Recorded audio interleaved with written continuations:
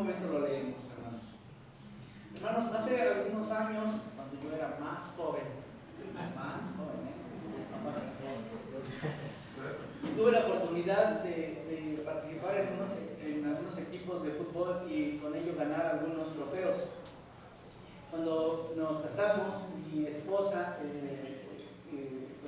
y cuando comenzamos a vivir en la casa que ahora el Señor nos ha permitido vivir, esos trofeos los coloqué en algún lugar visible porque eran importantes y quería que estuvieran ahí y que se notaran, hermanos, por lo que implicaba y por el afecto que le tenía a esos trofeos. Así que mi idea es que estuvieran ahí visibles y limpios para que todo el mundo los pudiera ver, puesto que eran importantes para mí, tenían un significado especial y tenía cierto grado de aprecio por ellos. Pero definitivamente mi esposa no pensaba igual. Así que para ella no tenían la misma importancia esos trofeos, era como para ella como un objeto de poco valor que estorbaba ahí. Y al paso del tiempo los comenzó a bajar y luego a hacerlos un poco más de lado y un poco más de lado, hasta que fueron terminando por ahí arrumbados en algún lugar. Uno de ellos terminó en el patio trasero, que era una copa grande, casi como la de la Champions, una copa grande, ahí, y luego entonces el punto culminante de esto es que mi esposa me dice: oye, ¿no serviría esa para una maceta?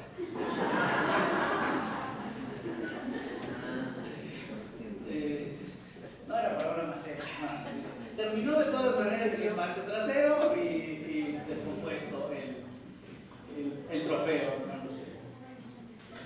Es claro que para mí estos trofeos tenían una importancia y un significado especial, pero ese trofeo no tenía la misma importancia y no significaba mucho para mi esposa. Por lo tanto, el lugar que le asignamos era distinto de acuerdo a la estima que le teníamos a ese trofeo. Asimismo, hermanos, para Dios el matrimonio tiene una importancia especial. El matrimonio para el Señor, hermanos, tiene un afecto especial, tiene una alta estima. Y el Señor quiere que nosotros, su pueblo, tengamos el matrimonio en la misma estima que Él lo tiene. Que para nosotros no sea algo sin importancia, hermanos, que terminemos relegando a segundo grado, que terminemos relegando a un lugar poco importante para que pase desapercibido. El Señor quiere hacernos entender, hermanos, que el valor que le ha dado al matrimonio tiene que ser un valor también para nosotros de la misma intensidad, de la misma capacidad, hermanos, por cuanto Dios lo valora así.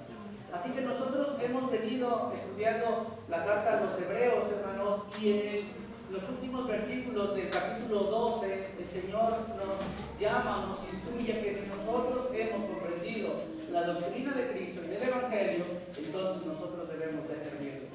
Y le servimos, como dije el sermón pasado, y le servimos, hermanos, teniendo afecto fraternal, siendo hospedadores, siendo compasivos, pero también le servimos valorando el matrimonio como Dios lo valora. Así que ahora sí, acompáñenme a leer, hermanos. Voy a leer Hebreos desde el capítulo 12, versículo 28, para ir hasta el 13:4, y que nosotros tengamos en mente el contexto de lo que está hablando el autor. Hebreos 12, 28. Así que, recibiendo nosotros un reino inconmovible, tengamos gratitud y mediante ella sirvamos a Dios, agradándole con temor y reverencia, porque nuestro Dios es fuego consumido. Permanezca el amor fraternal. No os olvidéis de la hospitalidad, porque por ella algunos sin saberlo hospedaron ángeles. Acordaos de los presos, como si estuvieras presos juntamente con ellos, y de los maltratados, como que también vosotros mismos estáis en el cuerpo. Versículo 4 del 13: honroso sea en todos el matrimonio y el lecho sin mancilla, pero a los fornicarios y los adúlteros los juzgará Dios. El autor está escribiendo, hermanos, a una audiencia en la que son creyentes y por lo tanto si han entendido la obra de Cristo en sus corazones y la obra de Cristo hecha a su favor, entonces ellos deben de estar tan llenos de gratitud y deben de tener un deseo ferviente por servir al Señor con temor y reverencia, que ellos podrían preguntar, ok, pero ¿cómo servimos a Dios así? ¿Cómo servimos a Jesucristo con gratitud y reverencia? Bueno, una de estas cosas es honrando el matrimonio y teniendo el mismo afecto por el matrimonio como Dios la tiene. En el mundo gentil y en el contexto que está escribiendo el autor, hermanos, en una sociedad romana, el matrimonio era una institución poco valorada.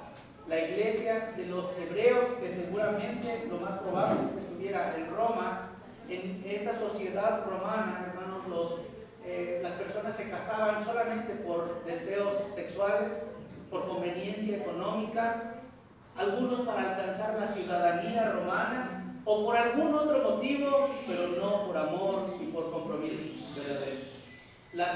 La sociedad romana tenía en poca estima realmente el matrimonio, no le honraba y no lo tenía en la misma concepción que Dios. Así que en el Imperio Romano estaba permitido que los hombres pudieran visitar prostíbulos y de hecho era una práctica común que los hombres pudieran visitar este tipo de lugares. Y no solo en la cultura y en la sociedad romana, sino también los griegos que habían estado antes y que habían sido conquistados por el Imperio Romano, pero muchas ciudades del Imperio Romano aún tenían fuertes ideas culturales griegas, y con los griegos era aún peor, porque los griegos tenían incluso templos donde había mujeres que se dedicaban a la prostitución para sacrificarla así a sus diosas, como el templo de la diosa Diana, que había muchas prostitutas alrededor y se dedicaban prácticamente a la prostitución. Y los hombres eran animados a visitar esos templos y eran sumamente populares. Por lo tanto, dentro de esas culturas, hermanos, el divorcio era una práctica muy común. Así como se casaban, rápidamente podían divorciarse. Era muy fácil casarse, pero igualmente fácil divorciarse. Prácticamente bastaba con que lo decidieran para poder deshacer el vínculo matrimonial, y particularmente el hombre, porque la mujer era tenida en poca estima y era denigrada, así que con que el hombre decidiera divorciarse era suficiente. Y entre la comunidad judía o entre la comunidad hebrea, la situación no era distinta.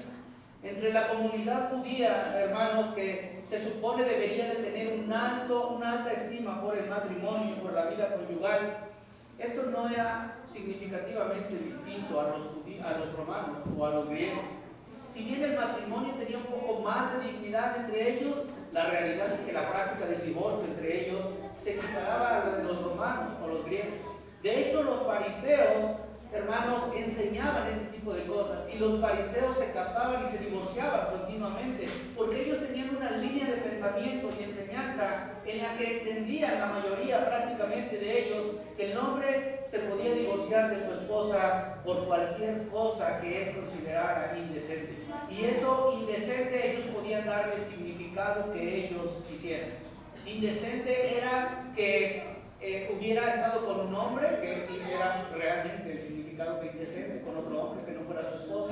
Pero indecente podría ser que hubiera platicado en la calle con otro hombre. Indecente podría ser que el tobillo se le descubrió y entonces ellos lo tomaban como algo indecente para que pudieran darle carta de divorcio. Indecente era para ellos que ya no les pareciera agradable a la vista, y entonces eso era algo indecente.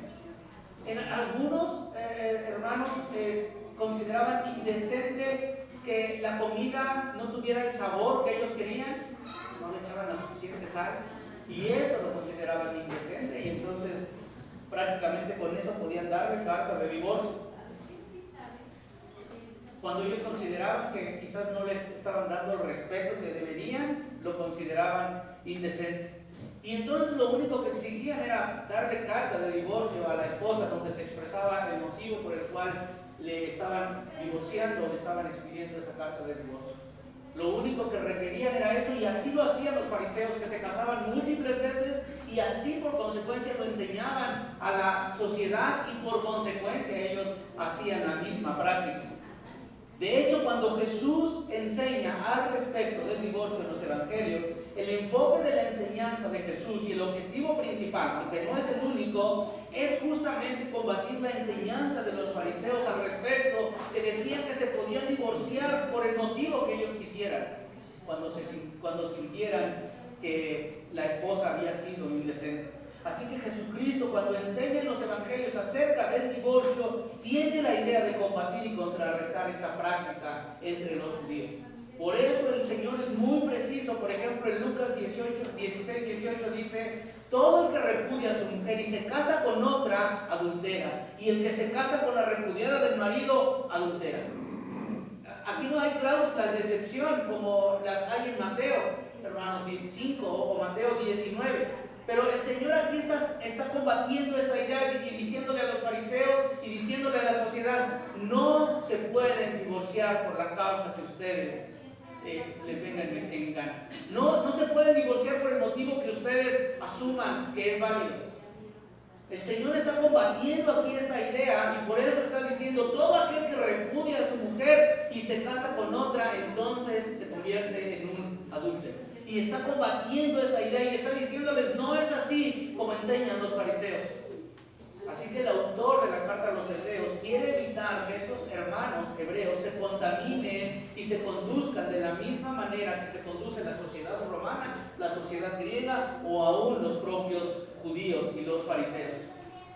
Estos hermanos que han sido convertidos al evangelio no deben de despreciar el matrimonio como lo hace todo el mundo. Si ellos desean servir a Dios con temor, ellos deben de tener en alta estima el matrimonio. Por eso el autor da la indicación y escribe: honroso sea en todos el matrimonio. Trátenlo con honra y trátenlo con un gran aprecio, es lo que está diciendo el autor. Así que había dos extremos prácticamente, hermanos. Aquellos que decían: te puedes divorciar por cualquier cosa, por la causa que tú quieras, simplemente que lo desees te puedes divorciar. Y había otro extremo que enseñaba y decía: no, mira, tú eres más santo si no te casas y si tiendes al celibato. Y si tú sirves al Señor siendo soltero, tú te haces una persona más piadosa y más santa porque evitas la contaminación carnal. El autor está diciendo: no es ni una ni la otra. Ustedes deben de honrar el matrimonio y considerarlo como algo de valor para ustedes. Ellos deben de tener el matrimonio en honra, deben de tratarlo con reverencia, deben de tener una alta estima por él, deben de considerarlo valioso, no como algo que pueden adquirir de manera trivial y luego desecharlo cuando ya no les apetece, cuando algo no les conviene. El matrimonio debía ser tenido con una alta estima. El matrimonio no debería deshacerse rápidamente cuando algo les incomodara o cuando ya no se sintieran a gusto. No es así que deberían de tratar el matrimonio. El matrimonio debería de ser tratado con honra. Deberían de procurar por cualquier medio evitar el divorcio. Deberían de procurar ser fieles el uno al otro y mantenerse con pureza en la intimidad sexual entre el esposo y la esposa. Si ellos quieren servir a Dios, si esta iglesia quería servir a Dios, debían tener el matrimonio en un concepto tan alto como Dios lo tenía. Así es como se debería de conducir la iglesia. Ahora, ¿cuál es el fundamento de la indicación que da el autor? ¿En dónde se fundamenta para poder decir lo que está diciendo acerca de la honra al matrimonio? Bueno, hay muchas causas, pero principalmente hablaré de tres, hermanos, porque el matrimonio es un diseño de Dios, porque el matrimonio Dios puso las reglas para poder vivir el matrimonio y porque el matrimonio apunta a Cristo. Esas son las tres bases que veremos por los cuales el autor fundamenta el Señor por medio del Espíritu Santo a través del autor. Dice: honren el matrimonio y ténganlo en gran estima. Primero, porque el matrimonio fue un diseño de Dios. Dice Génesis 2, 21 al 24. Entonces Jehová Dios hizo caer en un sueño profundo a Adán, y mientras éste dormía tomó una de sus costillas y cerró la carne en su lugar. Y de la costilla que Jehová Dios tomó del hombre hizo una mujer y la trajo al hombre. Y dijo entonces Adán: esto es ahora hueso de mis huesos y carne de mi carne. Esta será llamada varona, porque del varón fue tomada. Por lo tanto, dejará el hombre a su padre y a su madre, y se unirá a su mujer y serán una sola carne.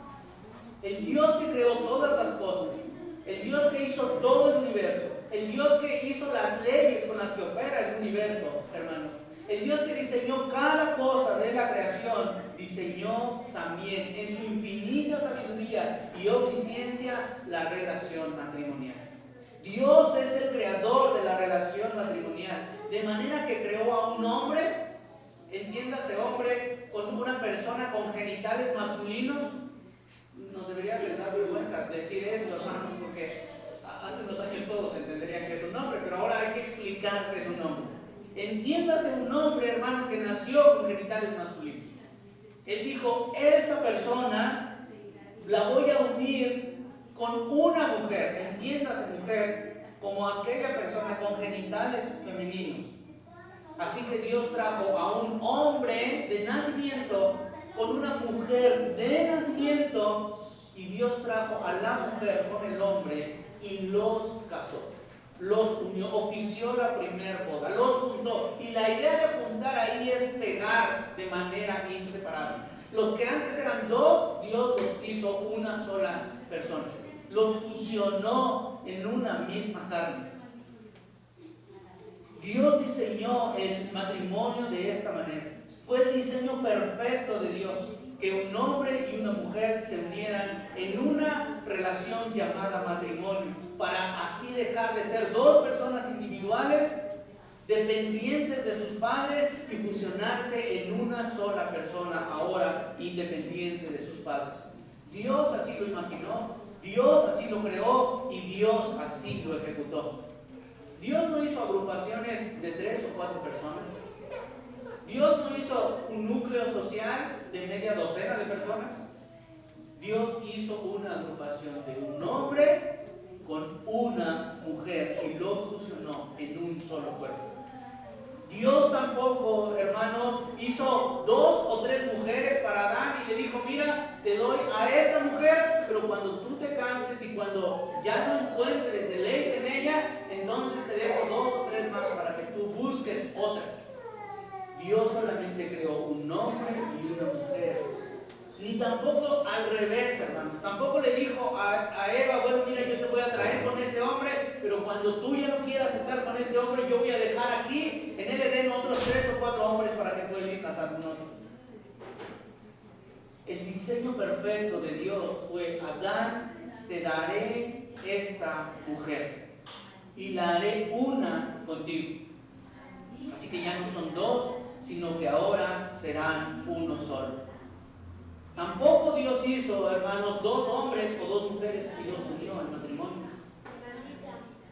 Dios pudo haberlo hecho, pero en su infinita sabiduría y perfección, Dios decidió hacer un hombre y una mujer y unirlos.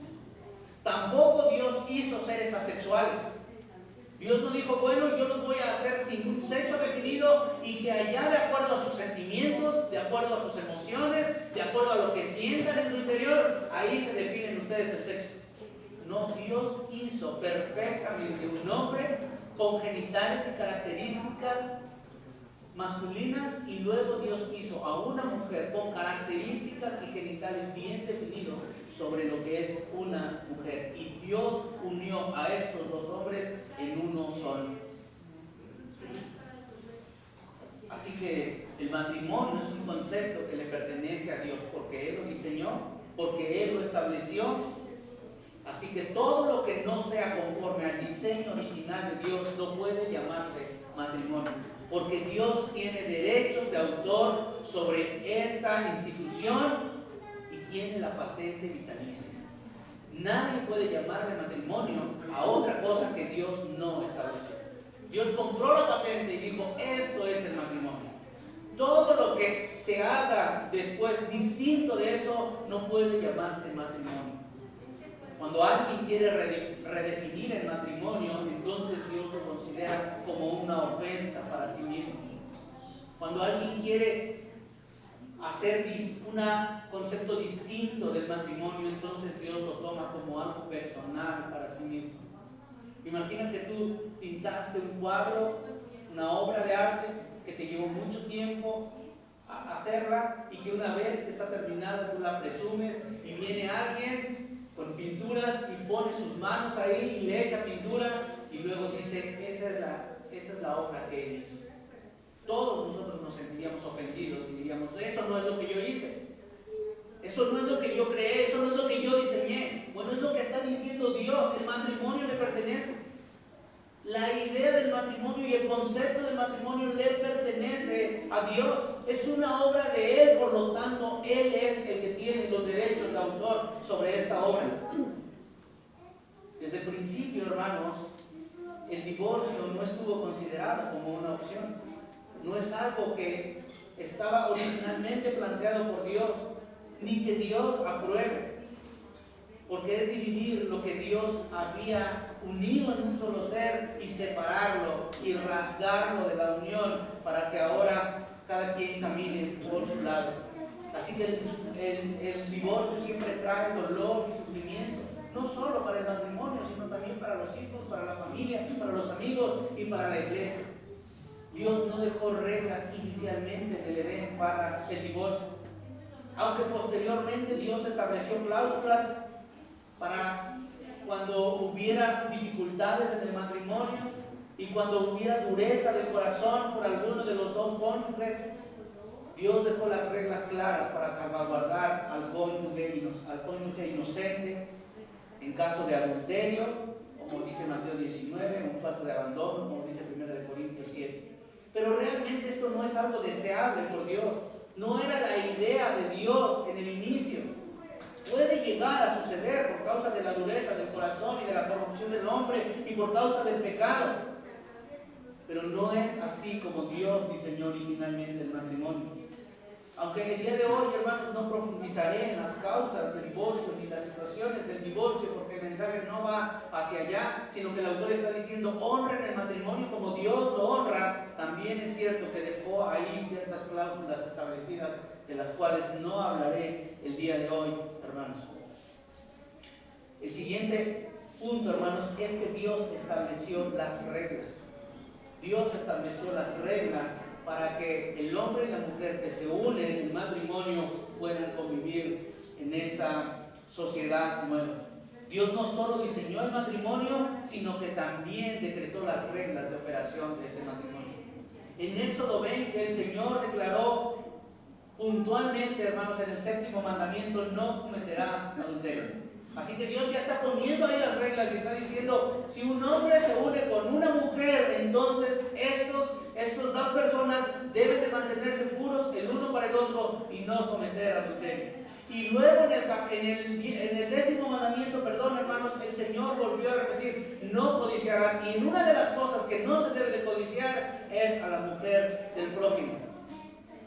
Así que Dios no solo diseñó el matrimonio, sino Dios diseñó las reglas de operación para el matrimonio. Por lo tanto, no podemos vivir dentro del marco matrimonial a nuestra manera, según nuestras propias ideas, a nuestra forma. Cualquier distorsión, hermanos, a lo que Dios unió y a lo que Dios diseñó y lo que Dios normó, es una transgresión a la naturaleza de Dios. Es un ataque a la naturaleza de Dios. Cualquier cosa que ahora el mundo diga, hermanos, cualquier concepto que ahora el mundo diga, como estas situaciones de relaciones abiertas, both sex, que es amigos con derechos, sexo recreativo, y cualquier cosa, hermanos, que el mundo diga, que a pesar de que pueda decir, mira, estamos en un marco matrimonial, estamos unidos, pero vamos a vivir nuestra intimidad como nosotros nos parezca. No solo Dios hizo el diseño del matrimonio, sino que Dios hizo también las reglas de operación para el matrimonio. Y Dios estableció y dijo, así se va a vivir dentro del matrimonio.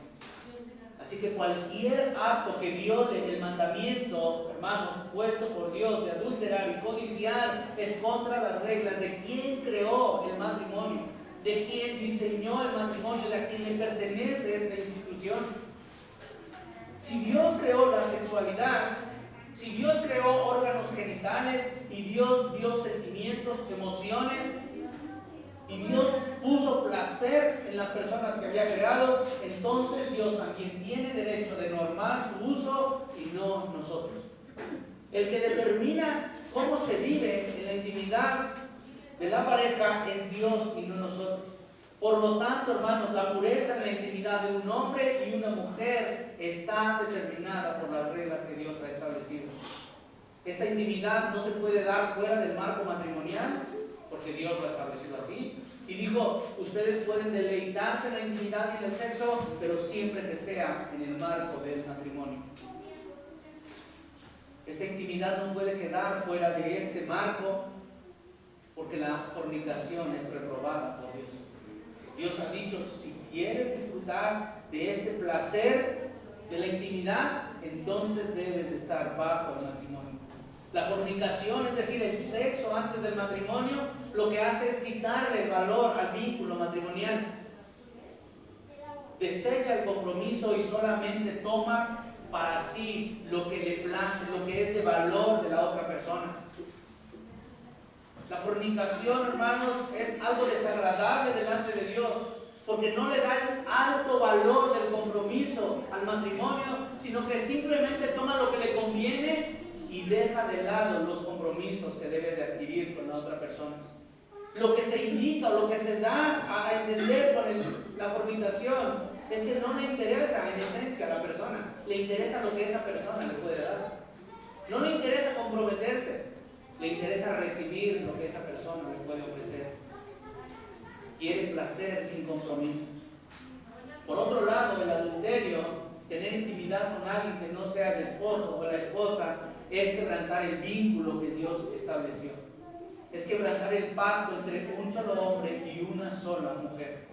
Adulterar, por lo tanto, es desechar las normas de Dios y establecer normas propias de nuestra sexualidad según nuestros propios criterios, según nuestras propias emociones, según nuestras propias ideas y conveniencias. Es por ello que el adulterio es una mancha a la relación matrimonial que Dios creó y ensucia la unión pura que Dios hizo en el principio.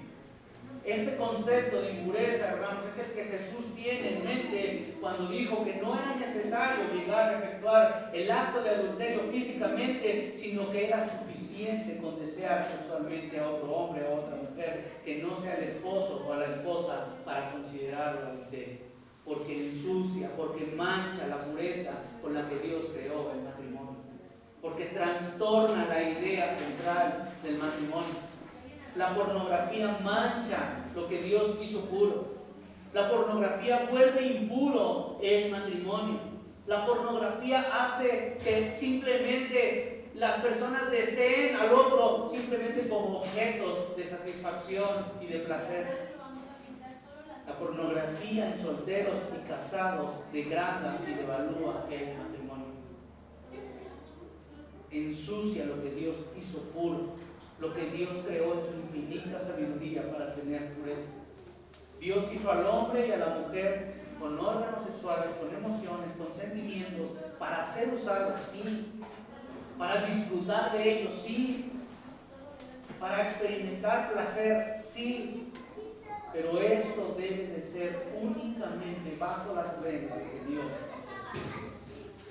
Dios ha diseñado, hermanos, el cuerpo humano y los afectos y las pasiones del cuerpo humano y los deseos del cuerpo humano, pero para ser utilizados bajo la norma que Dios ha establecido.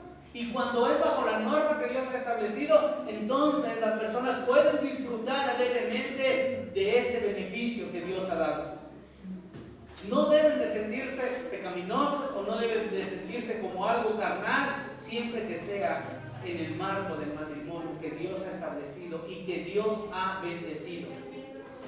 Así que la pureza, la intimidad en el marco matrimonial es algo agradable para Dios.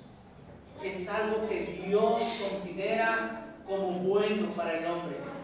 Proverbios 5, 18 y 19 dice: bendito sea tu manantial y alégrate con la mujer de tu juventud, como sierva amada y graciosa gacela, sus caricias te satisfagan en todo tiempo y en su amor recréate siempre. es algo que el Señor ha puesto a disposición del hombre. Es algo que Dios ha dado para el hombre, para que el hombre se satisfaga en todo tiempo. Y dice, y en su amor recréate siempre. Así que esto es algo, hermanos, para beneficio del hombre, siempre que sea en el marco matrimonial que Dios ha establecido. Si es así, el hombre se puede sentir dichoso, bendecido por disfrutar de ese momento de intimidad. Esto no debe de ser un tabú, hermanos, no debe de ser algo prohibido para hablar, ni considerarlo algo pecaminoso, hermanos, como algo no santo. La intimidad en el marco del matrimonio es algo santo para Dios, siempre que esté de acuerdo con las normas establecidas por Dios. La intimidad también está hecha para darle la gloria a Dios. También exaltamos el nombre de Dios con una intimidad en santidad, no solo con nuestros cánticos, no solamente con nuestro servicio en la iglesia, sino también con una intimidad en pureza. Dios es glorificado y Dios es exaltado. En tercer lugar, hermanos, porque el matrimonio apunta a la unión de Cristo con su iglesia. ¿Por qué Dios diseñó el matrimonio desde el principio? ¿Por qué Dios hizo un hombre y Dios hizo una mujer? ¿Por qué los unió como un solo cuerpo? ¿Por qué estableció normas para que ellos pudieran vivir en esta sociedad? Porque desde el principio, hermanos, esta sociedad apuntaba y anunciaba la unión de Cristo con su iglesia, según Efesios 5, 20. De acuerdo a lo que Dios tenía en mente y de acuerdo a la omnisciencia de Dios, Dios diseñó el matrimonio porque era la sombra de algo que iba a venir posteriormente. El matrimonio es tan especial y tan importante para Dios porque es la forma de anunciar al mundo de manera tangible el Evangelio de Jesucristo. El matrimonio tiene un valor tan alto para Dios porque anuncia la manera en la que el Hijo ha amado a su iglesia. El Señor tiene un afecto tan grande para el vínculo matrimonial porque eso apunta a la redención de Jesucristo. Dios tiene una alta estima por el Evangelio, hermanos, porque por medio del Evangelio podemos ver físicamente, gráficamente, cómo es que un hombre se puede entregar por su esposa para amarla, así como Cristo se entregó por su iglesia. Miren el diseño perfecto de Dios, hermanos, llevado a cabo por Cristo. El Hijo perfecto, el que no pecó, se entregó por personas que no eran puras, se entregó por personas que no eran rectas, se entregó por personas que no eran apartadas del mal. El Señor, hermanos, ejemplificando al esposo perfecto, Cristo ejemplificando al varón perfecto, se entregó por un grupo de viles y sucios pecadores, necios y mal agradecidos, a los cuales amó incondicionalmente. A eso apuntaba el matrimonio desde el principio. El matrimonio fue creado por Dios para mostrarnos que Cristo es el esposo perfecto, que da su vida para santificar a su esposa, para lavarla de sus pecados y para que, a pesar de que es sumamente pecaminoso, sumamente malagradecido, Él nos sigue amando incondicionalmente. Incondicionalmente, hermano. Nosotros amamos siempre condicionalmente, ¿no? Nos cuesta trabajo amar incondicionalmente. Si tú haces esto, si tú me das esto, si tú te comportas de esta manera, entonces yo te voy a amar. Pero el Señor Jesucristo, el esposo perfecto, ejemplifica el rol del varón en el matrimonio, amando incondicionalmente y entregando su vida para hacer santos a los que son pecadores y purificar y tener sin mancha delante del Padre a los que estaban muertos en delitos y pecados. Cristo y su iglesia es la consumación del verdadero matrimonio. Cristo desposó a su iglesia, Cristo hizo un compromiso con su iglesia y la ha amado de tal manera que aun cuando nosotros somos infieles, Él permanece fiel. Que aunque nosotros seamos desobedientes, irrespetuosos, insubordinados, ingratos, Él nos asegura: yo nunca dejaré carta de Dios. El esposo perfecto dice: no se trata de lo que tú haces, se trata de mi amor por ti. Él es vida, hermanos, para hacernos puros y sin mancha. Él nos asegura que a pesar de nuestra conducta, a los que Él amado nunca nos repudiará, nunca nos dará una carta de divorcio. Por el contrario, se compromete a darse por completo, a entregarse por completo a nosotros para que nosotros seamos tenidos dignos del Padre, a darnos de su santidad y a darnos de su justicia para presentarnos delante del Padre. Cristo entregó su vida, hermanos. Este es el ejemplo perfecto y a lo que apuntaba el matrimonio. Cristo entregó su vida por la infidelidad de la novia que somos nosotros. La novia fue infiel, la novia pecó, la novia se contaminó y Él entregó su vida para hacernos puros delante del Padre. A eso apuntaba el matrimonio. Por su parte, la iglesia debe de responder en sometimiento y amor. Por su parte, la iglesia debe de responder a este gran amor sirviéndole, haciendo su voluntad, sometiéndose a Él con deleite. Y aunque ahora fallamos y no lo hacemos perfectamente bien, hermano, nos asegura que un día seremos santos como Él es santo. Él nos ama de una manera incondicional. Por lo tanto, hermanos, cualquier quebranto a la impureza dentro de la unión matrimonial corrompe la imagen no solo de Dios, sino del Evangelio mismo. Cualquier impureza, imperfección y trastorno al diseño perfecto de Dios en el Evangelio daña la imagen de su Hijo Jesucristo, entregándose por su iglesia para salvarla únicamente por una motivación, por puro amor, por puro afecto. El Señor Jesucristo no está buscando de su iglesia lo que nosotros podemos darle. El Señor Jesucristo no se entregó por su iglesia a cambio de lo que nosotros pudiéramos servirle. El Señor Jesucristo no se entregó para salvarnos, para obtener un bien de nosotros. Él se entregó solamente por amor, sin pedir nada a cambio. Esa es la consumación de lo que apuntaba el Evangelio. Así que en base a estas grandes razones, el Señor advierte. El Señor da una advertencia y dice: aquellos que no honren el matrimonio, aquellos que no tengan el mismo aprecio y el mismo afecto por el matrimonio, aquellos que no vivan en la pureza sexual que Dios ha establecido, que el matrimonio requiere, el Señor mismo los juzgará. El Señor mismo se encargará de resolver esta situación con quien trastorne la entidad del matrimonio. Es como si el Señor dijera: esto es un asunto del que yo mismo me encargaré. La impureza y la degradación del matrimonio, hermanos, es algo que atenta directamente contra la naturaleza y contra la esencia de Dios.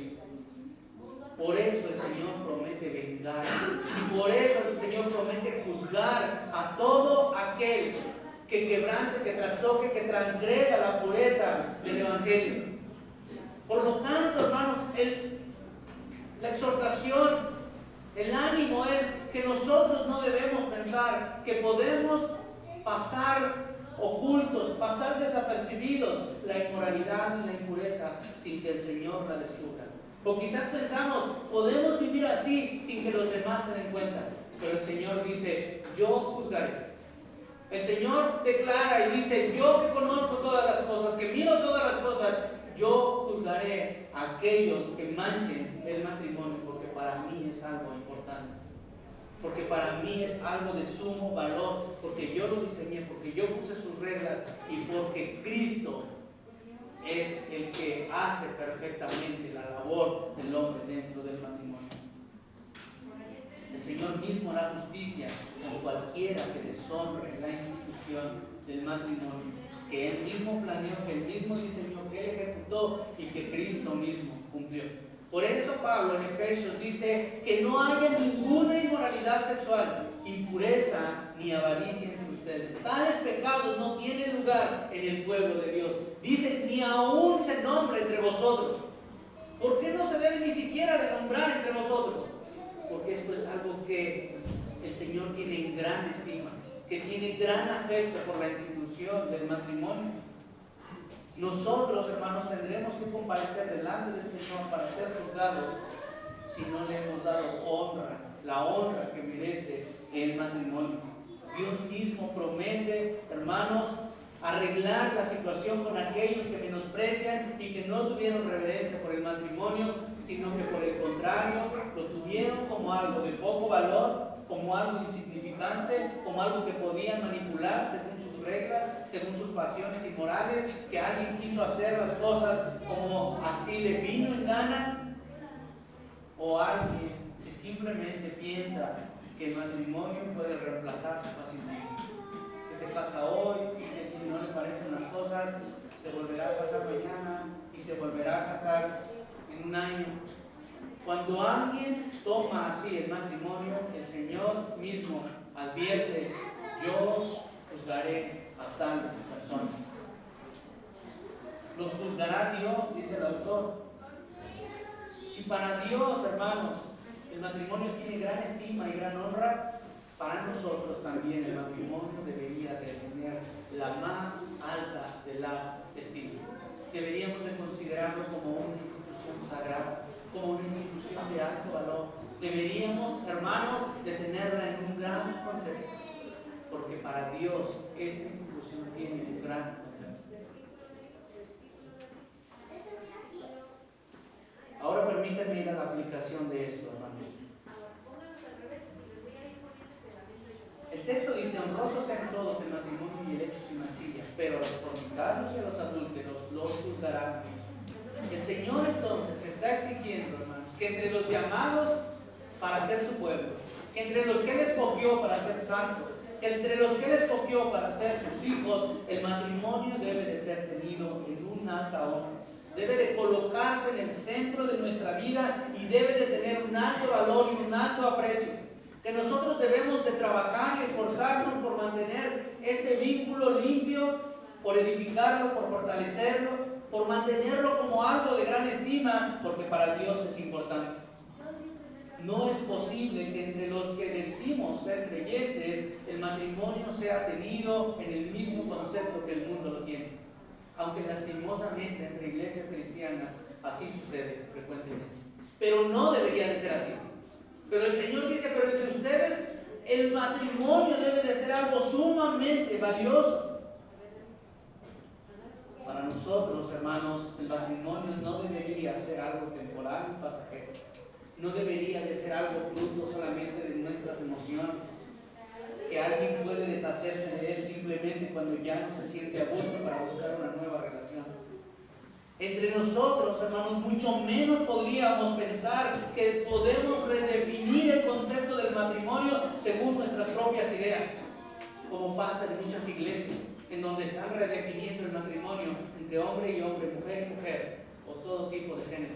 El Señor se levanta y dice: yo juzgaré a tales personas.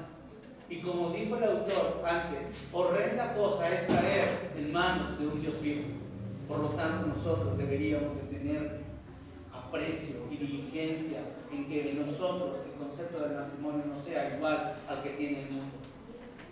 El concepto del matrimonio para nosotros debería de ser en gran estima, hermanos, porque a través de él nosotros mostramos al mundo y a nuestros hijos la gran estima que tenemos por el Señor.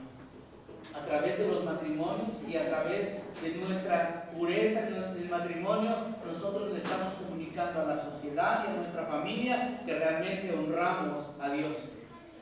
Es mediante el matrimonio que nosotros, hermanos, podemos mostrar al mundo cómo es el Evangelio de Jesucristo. Es mediante el matrimonio, a las reglas de Dios, que nosotros podemos mostrarle a los demás que cumpliendo los roles que Dios ha establecido para el esposo y para la esposa, Él es exaltado. Es por eso, hermanos, que nosotros debemos de mantener en alta estima el matrimonio, siguiendo las normas que Dios ha dado, porque mediante el matrimonio ejemplificamos al mundo la unión de Cristo con su iglesia. El esposo debería de dar la vida por la esposa para santificarla.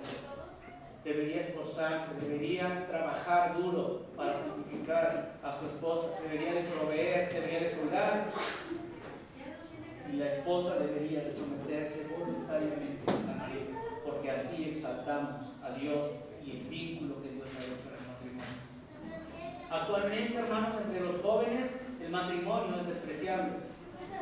por lo menos fuera de la iglesia. Los jóvenes no quieren casarse, lo consideran una prisión, algo que les quita la posibilidad de disfrutar sus vidas, que los restringe de viajar, de cumplir sus metas. Pero entre los jóvenes cristianos no debería de ser así, porque el matrimonio debe de ser honroso, debe de tener una alta estima entre nosotros. Los jóvenes del mundo piensan que el matrimonio les restringe y les quita su libertad para hacer lo que ellos quieren. Les limita de gastar su dinero como ellos quieren, egoístamente para sí mismos y para saciarse de toda clase de placeres que el mundo da y que el mundo ofrece. Pero no debe de ser así entre la iglesia. Entre los jóvenes de la iglesia, el matrimonio debe de ser tenido en un alto concepto y deben de apuntar a él, a menos que el Señor les esté llamando a vivir en soltería o individualmente para así dedicarse por completo al Señor. Pero si no hay don de continencia, entonces los jóvenes deben de apuntar al matrimonio con seriedad. Entre los creyentes el matrimonio debe de tener un alto aprecio. Los solteros deben demostrar estima por el matrimonio preparándose para ese momento. Los que están solteros deben de preparar sus vidas mostrando estima para el matrimonio, no diciendo pues a ver cuándo será, quién sabe con quién será. Voy a buscar en las personas que me atraigan más físicamente, las que sean más agraciados o los que sean más agraciados. Debe de tener un concepto más profundo.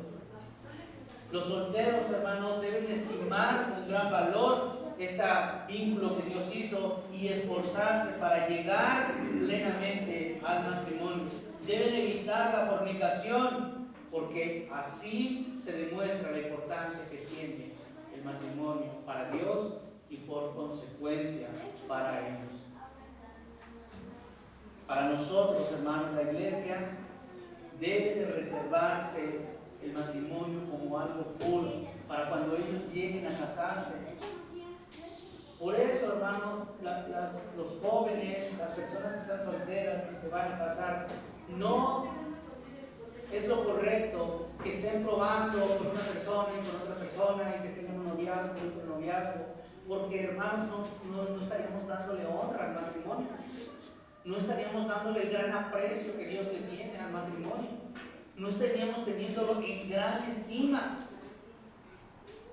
sino que quizás con alguien de los que prueben podrían casarse. Y luego entonces los demás que quedaron en el camino, las situaciones que se vivieron en el camino, eso degradaría la institución matrimonial. Para los que son solteros y los que están solteros, deben de evitar todo tipo de impureza, pornografía, mensajes, conversaciones inmorales que no son parte de una vida que tiene alta estima del matrimonio, que atentan contra la pureza del matrimonio. Y no solamente entre los que son solteros, sino entre los que somos casados también. El matrimonio debería de considerarse como un trofeo que debe de ser exhibido en la sala de nuestra casa, manteniéndolo limpio todo el tiempo, como si fuera algo muy apreciado por nosotros, limpiándolo de cualquier imperfección, para que los demás vean el resplandor de lo que Dios ha hecho por medio de Cristo. Para los que estamos casados, hermanos, también intencionalmente debemos de procurar fortalecer cada día nuestros matrimonios. No debemos de relegarlo a un lugar secundario donde pierda importancia, donde se llene de polvo y termine olvidado en el patio trasero para que se destruya por completo. Nosotros debemos de mirar que tenga un valor especial y un lugar especial en nuestras vidas. Debemos de trabajar activamente en estrechar el vínculo entre esposos. Debemos limpiarlo de toda contaminación cada día y buscar la pureza de la intimidad. Que hermanos, sea sin ningún tipo de contaminación, para que así Dios reciba la gloria.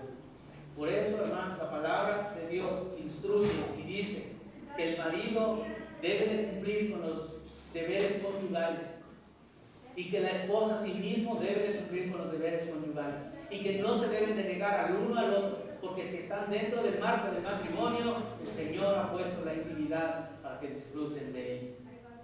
Y no debe de ser algo tenido, hermanos, como indigno, como poco santo, como irrelevante.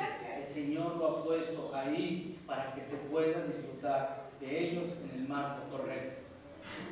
Hermanos, nosotros debemos de purificar nuestros ojos, debemos de purificar nuestras emociones, debemos de luchar activamente contra los afectos que nosotros tenemos por cosas que no son puras delante de Dios. El llamado a honrar el matrimonio, hermanos, es un llamado a limpiarnos de toda inmundicia de pensamientos. En esta sociedad que está llena de anuncios inmorales por todos lados, nosotros debemos de limpiarnos de toda inmundicia y debemos de rechazar todo aquello que atenta contra la institución sagrada que Dios instituyó en el matrimonio. Nosotros no deberíamos de gozarnos cuando se degrada el matrimonio. Nosotros no deberíamos de deleitarnos en todo aquello que atenta contra lo que Dios considera con un alto valor. Porque si Él es nuestro Padre, para nosotros también debería de tener un alto valor. Así que debemos de purificarnos de toda inmundicia, pensamientos secretos, actitudes que puedan manchar y corromper lo que Dios tiene en alta estima. Nosotros debemos de huir de este tipo de cosas. El divorcio nunca debe de considerarse, hermanos, como la puerta de salida para dar cabida a nuestros deseos inmorales. No debemos de ser como los fariseos que buscaban cualquier excusa simplemente porque ya tenían un plan para casarse con otra persona. Nosotros no debemos de tener esto, sino que debemos de trabajar por preservar el matrimonio lo más que se pueda, a medida que se pueda, hermanos.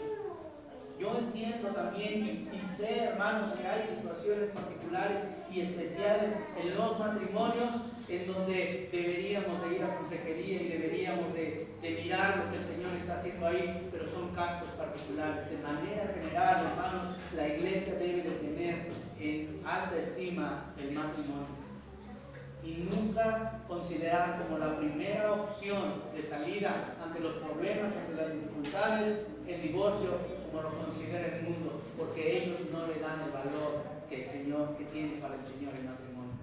Para nosotros no debería de ser así. Para nosotros debería de ser algo de gran valor. Dentro de la iglesia, hermanos, el matrimonio debe de ser algo fundamental. Y nosotros como iglesia debemos de animar a nuestros jóvenes a pensar en ello como algo que glorifica a Dios. Nosotros debemos de formar en nuestros jóvenes la idea, hermanos, que el matrimonio es algo que exalta a Dios y que Dios lo tiene como algo de gran honra y de gran valor. A menos que alguien tenga el don de continencia y que quiera dedicarse a servir al Señor. El don de continencia para servir al Señor y no para saciarse egoístamente, no para gastar todo su dinero en sí mismo, en vanidades, en trivialidades, sino para dedicarlo al Señor. Es nuestra responsabilidad como iglesia, hermanos, que nuestros jóvenes se preparen espiritualmente para el momento del matrimonio. Es nuestra responsabilidad como iglesia que nuestros jóvenes sean hombres y mujeres maduros en la fe para poder asumir sus roles dentro del matrimonio. Nosotros debemos de preparar a nuestros jóvenes, a los hombres, como verdaderos líderes espirituales de la próxima familia que va a formar. Y nosotros deberemos de preparar a nuestras mujeres como ayudas idóneas para el próximo matrimonio que va a formar.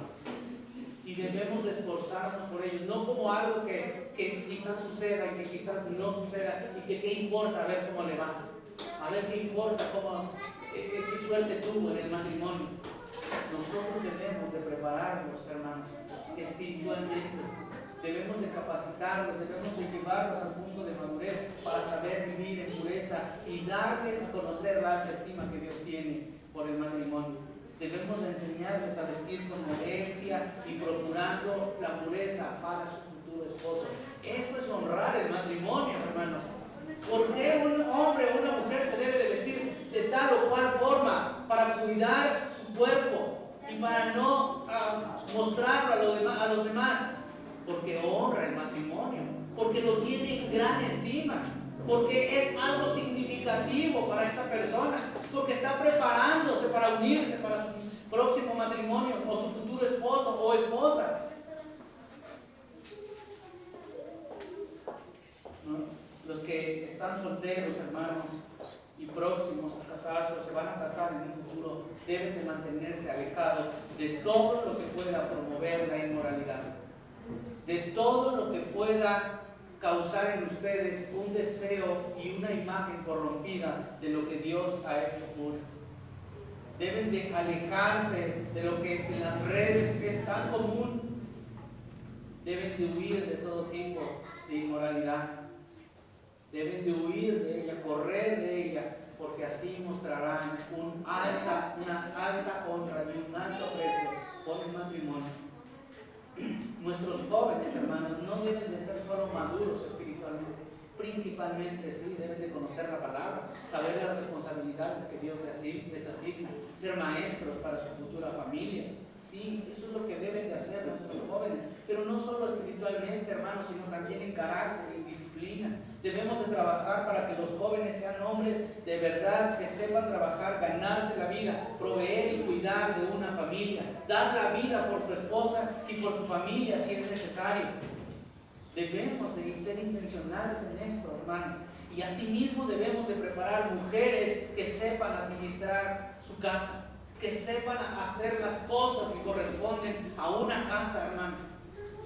Porque si no, entonces, hermanos, son solo esos afectos y pasiones carnales que no tienen en gran honra y en gran estima lo que Dios ha diseñado como alta estima. Nosotros debemos de valorar, hermanos, el matrimonio como algo sagrado para Dios. Y debemos de formar a nuestros jóvenes y a los que están próximos a casarse en esta línea de pensamiento. ¿Y cómo lo haremos, hermanos? ¿Cómo lo haremos los que somos casados? Pues teniendo en gran alta estima en nuestro matrimonio, enseñándoles a ellos y diciéndoles: así se vive en el matrimonio, así un hombre se sacrifica por su esposa, así cubre sus errores, así cubre sus pecados, así tolera, así es paciente. Y las mujeres, como, hermanos, diciéndole: así se es ayuda idónea, así, mira, sacrificándome, así, levantándome temprano, mirando por las necesidades del otro, sacrificando mi descanso, mi sueño por el otro. Porque así es como Cristo nos mostró, hermanos. Porque así es como Cristo nos instruyó. Así es como Cristo se sometió al Padre hasta dar su vida.